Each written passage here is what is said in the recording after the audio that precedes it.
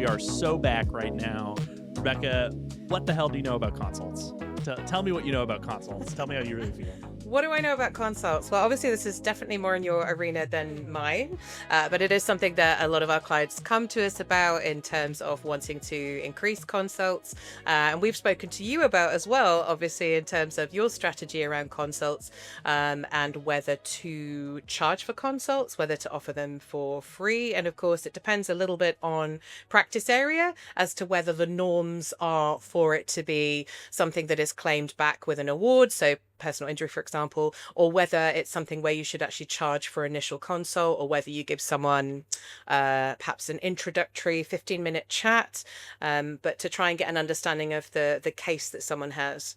I think so. First, I think a good place to start here is to explain, just highlight Hemet Law, what our practice is. Our practice area is high net worth family law clients, right? High net worth family law clients, we charge by the hour. A lot of what we're going to be talking about today is specific to hourly billing firms. Contingency billing firms, that is an episode of your own. You guys will want to listen in on this because we have some insights on general customer service practices. But a lot of what we'll be talking about is not applicable to you because you have a mass media audience. You do not have to be discerning about the type of client you take on because no one needs money to bring you on board. So that being said, Hemet Law, I'm not going to bury the lead here. Hemet Law does something very unique. So we take the client, we do charge a calendar deposit, and then we say, if you client, want to hire us, you get your calendar deposit back. We apply it towards your first bill or it goes into your trust account. Bearing the lead here, you want to charge for consults. That almost doesn't matter the practice area. If you want to avoid tire kickers, if you want to avoid the opportunity cost of bringing people into your calendar that don't actually want to engage, you really need to have some sort of barrier to entry for 3 reasons. 1, you want to make sure that they value you and your service. If someone's not going to give you $100 or $200 to meet with you for 30 minutes, they're not going to give you $5,000. Just plain and simple. And 2, because it makes sure that they understand the value of your proposition, which is to say, if the client just wants you to draft whatever documents they want to engage in their case, the people who have that attitude tend to object strongest to consult charges. And it's really important that you exclude those people from your pipeline super early. It's how Hemet Law controls our family law clients. It's super important.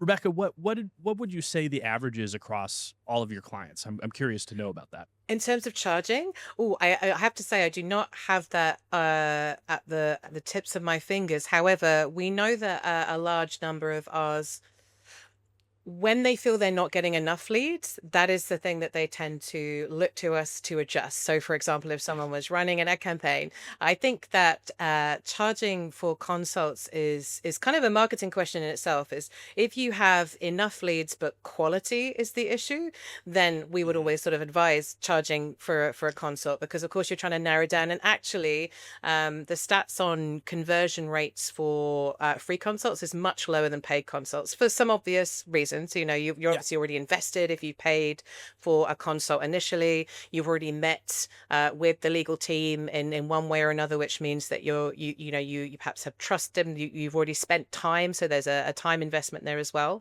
But if you, in fact, do not have a lot of leads, then it is one way to generate a bit more interest. But of course, the quality can decrease. So I'm not totally sure on the numbers.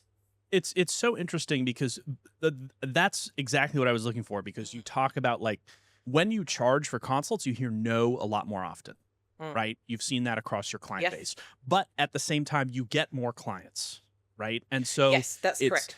It's a question of what are we optimizing for? If you are hesitant to charge for your time, you are optimizing for appointments.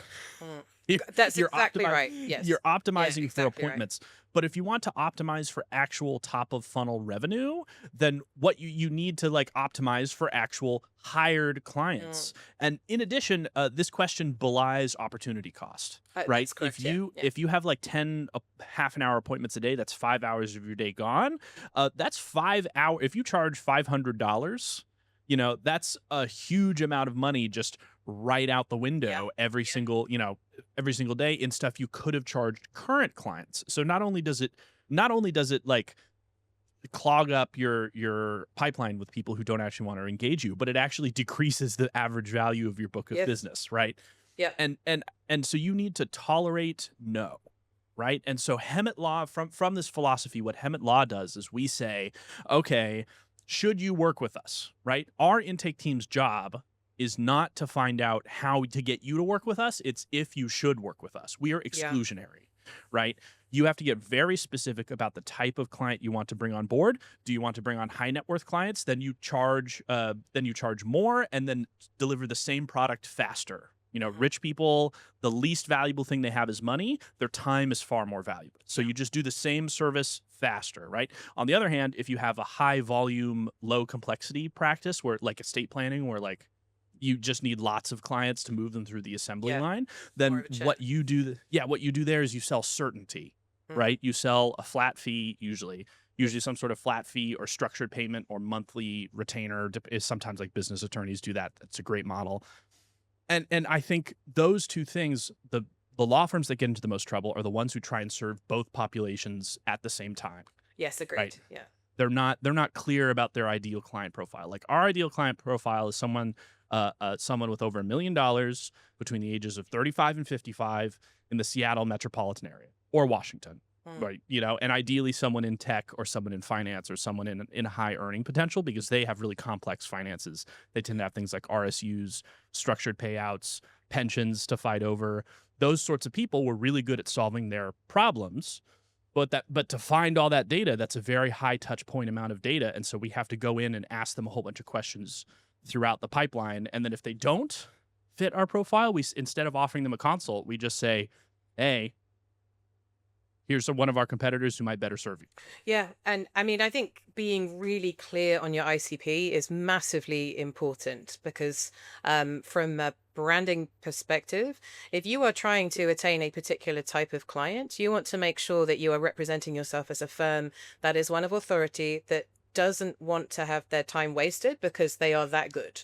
So I think it's really important that, if you are planning to go after high net worth clients, and trying to go after clients that, as you say, are not tire kickers, then that is actually part of your brand identity to say, well, our intake process is going to be one where we actually take information from you because we care.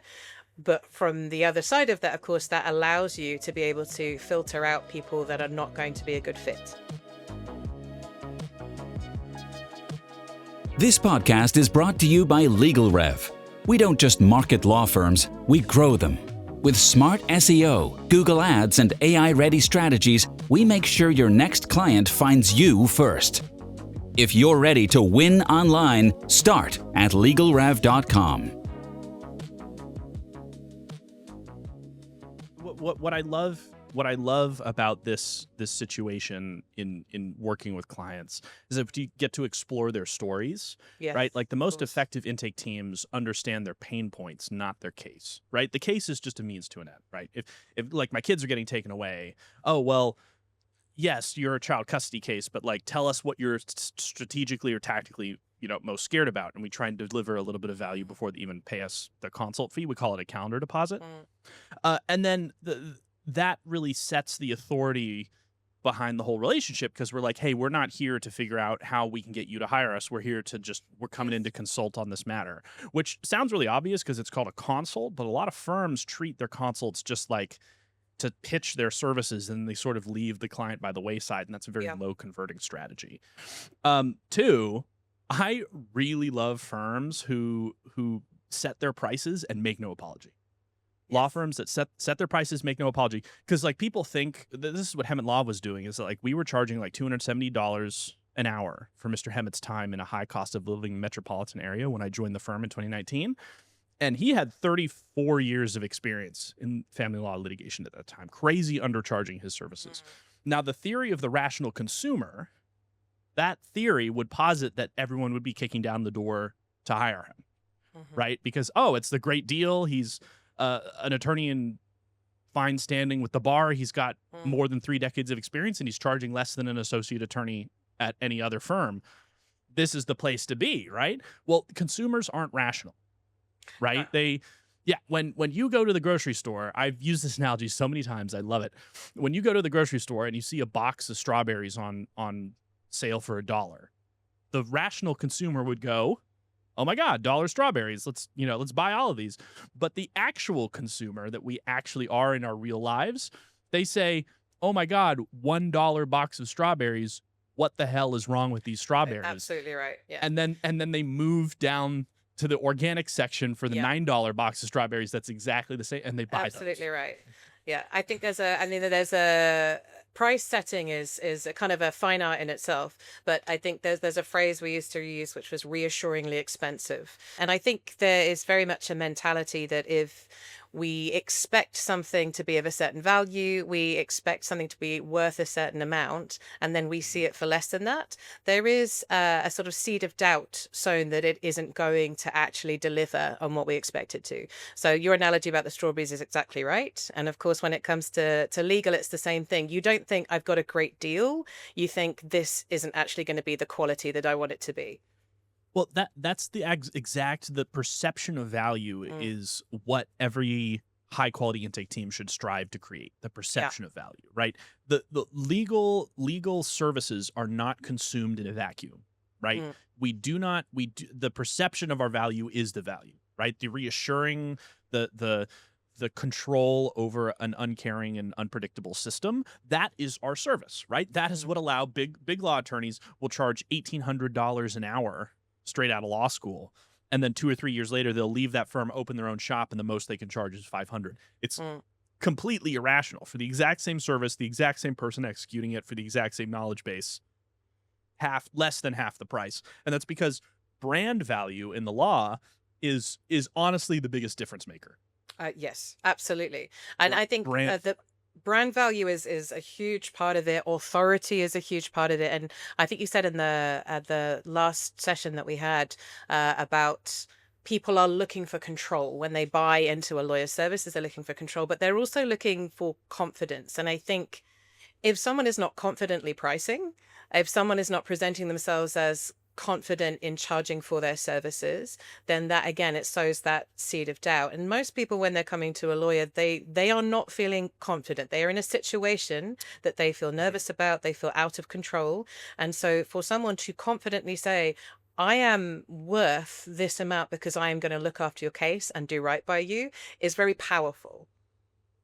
I want to pivot the conversation into Mm. asking what metrics so there's really interesting phenomena in the law where law firms and their legal services agency, the legal services agency gets you the clicks, gets you the leads, brings them to the fine customer intake team, that's my team in our firm, and then says, "Up, here's the leads." And then sometimes what can happen is either the attorney doesn't feel the leads they're getting are quality, or the agency is like, the first question they ask is like, "Hey, what are you calling back the leads?" You say it more diplomatically than that, but like the question you ask is like, "Are you being rude to these leads we're bringing you?" Yeah. Because if there's low conversions, it can sometimes be tough to tell where in the pipeline before or after the handoff you're losing Yeah. leads.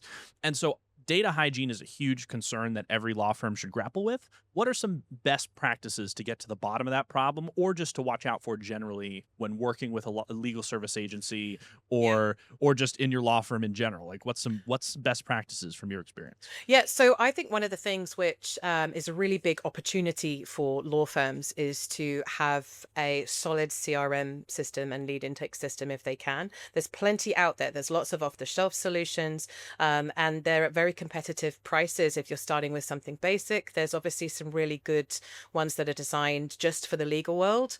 So, we know, for example, that Clio is an excellent option. We do have clients that use that, and we also work with Clio ourselves, so we feel quite confident in the fact that they can deliver on the whole pipeline attribution, because I think that is one of the biggest challenges. We often will be doing ads for a firm, and then we have to go on anecdotal data to a certain point once it gets to the firm itself, where we might say, well, we've brought you, there's 1,000 people have come to your website. We can see that of those 1,000 people, let's say that 50 have actually filled in a form or called you. So we have that data. We can see all of that, and we can even recognize where they're particularly coming from a particular ad, ad, whether they've contacted via the website, or whether they've actually called the office number.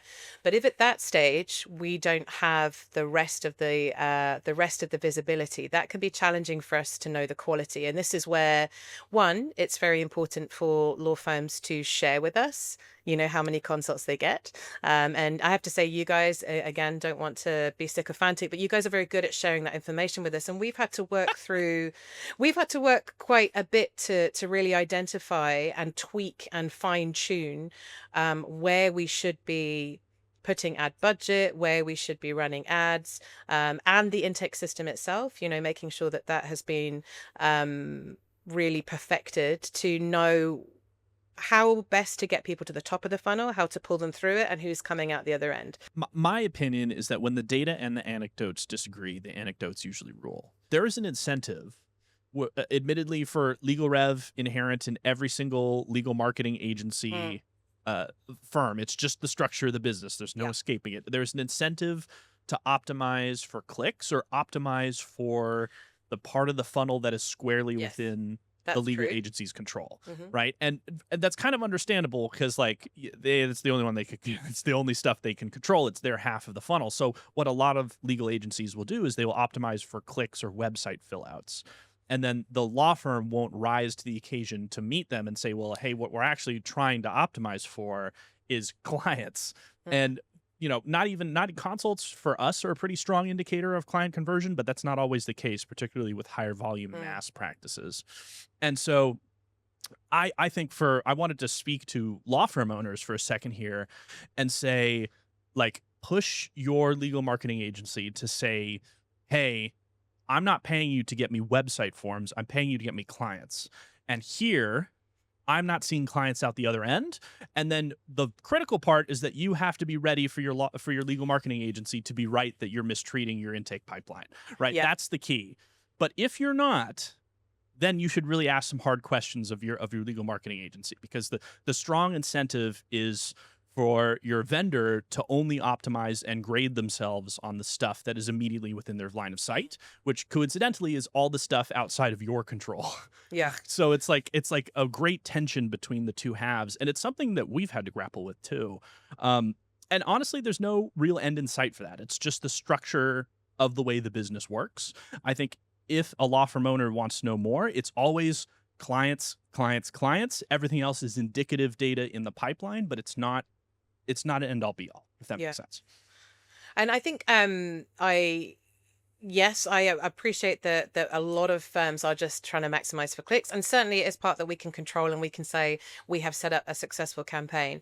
I would say at LegalRev, we really do view our client success as our success. So sometimes we've been genuinely surprised when a client has told us 6 months after we've had this campaign that looks by all metrics to be smashing it, and a client say, well, I've got no clients, no one's signing up, and then we have to really dive into why that may be. And yes, sometimes it may be because the intake process is subpar, but sometimes it may be down to actually just that we have some vital information missing, and that's both on us and the client. We need to make sure that we have the right information to fine tune things, to make sure that you're getting out of the ad campaign what you want, because it's much better for us and for the client if you only get 50 clicks on a campaign but 25 of those convert, as opposed to 10,000 clicks but you're not getting many conversions at all. My question is, do you happen to have the industry standard for like traffic to conversions as in a website fill out? Is it like 2%? Is it 4%? I know that's a wide ranging question. It is. But I would have to pull up my data. I'm terrible at remembering facts just off the top of my head. It actually varies by practice area quite significantly. So those practice areas that have sort of a high sort of time specific need tends to be quite different to someone that's maybe shopping around. So if someone's looking for trusts, that would be different. So I would have to actually pull it up and find it to be able to give it to you right away. But it's pretty low. It's under 5% is generally what we would expect, and it depends a little bit on the practice area. I mean, ultimately people don't tend to choose someone straight away. There are multiple touch points, and that's increased. So I think even though you may have people clicking on an ad, they may not be ready to actually convert fully. So the sales cycle can be longer for well, for family law is one. People are often contemplating divorce long before they actually contact someone to go through with that process. And similarly for things like trusts and estate, they may be looking at a few things before they actually make a decision. Sponsored by LegalRev, the marketing partner built for law firms. From local SEO to paid ads and AI search optimization, we help lawyers stand out where clients are searching. Stop guessing about your marketing ROI and start growing your caseload with proven strategies that work. Visit LegalRev.com. What we use is the need for immediacy. Like, you're correct, divorces. So like if you optimize for immediacy in your pipeline, we have found that on average for every day in family law specifically, I don't know if this holds for other hourly practices, but for every day that a client schedules out their consult, it reduces our post-consult conversions by about 14% per business day. Wow. Okay. Right. So it still converts, right? Like if it's 2 days out, you just got a 28% less of a chance to bring them on board, right? And so the biggest revolutionary piece for us, for our intake pipeline, is same-day consults. Yeah. Right. But again, remember what we spoke earlier in this episode. I talked that we serve high net worth clients. Right. Yes. And their time is the most valuable. And we also do crisis work, which means that when it's a crisis, it's right now. Right. Yes, So of course. we pay an enormous amount of money for a team member, and she's a highly experienced attorney. And all she does is consults. Right. That's all she does. Chances are, if you come to us on a weekday, you can speak with an attorney within 2 or 3 hours. Right. That is a rare system seen with a lot of other law firms in our market. And we're actually one of the few law firms that does that system, and it has you speak with an attorney. Several of our competitors replicate that, but you speak with a non-attorney sales Yes. staff member. Yes, we see that a lot. Which I personally, bully to the profession, but I personally detest that system. I hate it. I think it sets up the client for disappointment, and it sets up the poor attorney who gets assigned their matter after the salesperson tried to pitch their services. It provides no value to the client because you can't provide legal services. It sets up miscommunication and mistrust issues later in the engagement. And I think it also rides the lightning very close to RPC violations, because if a UPL issue arises from just a salesperson just accidentally giving just a little bit too much information, the line between legal information and legal advice can get very narrow. Yeah, and so you right, constantly right. have to be vigilant to watch that. So Hemet Law, we could, I guess, probably pull off a system like that, but I don't want to stay up at night trying to wrestle with it. So we just hire one attorney instead of a Yeah. team of 3 to 5 salespeople. We just hire one attorney for actually probably a little less money overall, but for a much higher authenticity of trust. The issue spotting is better. The knowledge on what the immediate needs are is usually higher and more competent. It's just the best system that works for us. But again, the immediacy is what's important, because the way I look at business decisions is I'm like, what is no one else doing? Yeah. And no one else was doing same-day consults, if that makes sense.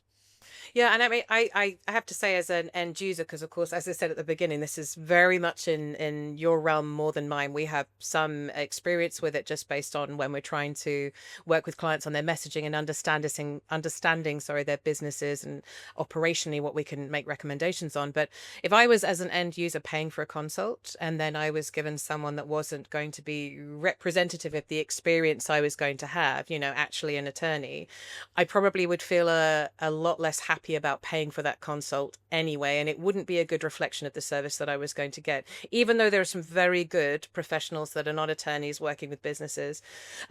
One thing that I also think as an end user, and I'm interested because I'm not sure about this part in the having not been a client of Hemet Law myself, is whether you give something that is tangible at the end of that. Because what I know is with some of our law firms that do charge for consults, they will give a document, at the end, which actually highlights maybe some recommendations, maybe directs people to some helpful URLs or tools or resources that might be appropriate to the situation that they're in. And there's something about that as an end user that at least makes me feel that I'm getting an exchange for my money, So I'd be interested to know what you think about that. So we replicate that process where like 2/3 of the Hemet Law, or maybe like half of the Hemet Law website, is just about education. Should you hire an attorney? Should you fire an attorney? It's not about Hemet Law. It's just like, what is billable?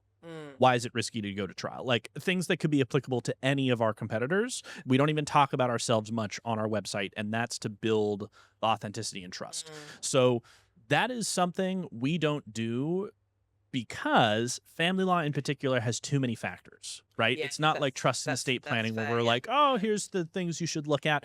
It's risky because like the situation is usually in crisis, it's unfolding actively, and our clients, bless their hearts, are unreliable narrators. And so if we give them a document that says, hey, we think you should, I don't know, file this and then it turns out during the 30-minute consult, the information we were given was not quite accurate or incomplete. Usually it's just incomplete. They just don't know what to tell us. And then we give them recommendations based on that. It can put lives in danger specifically in our practice area.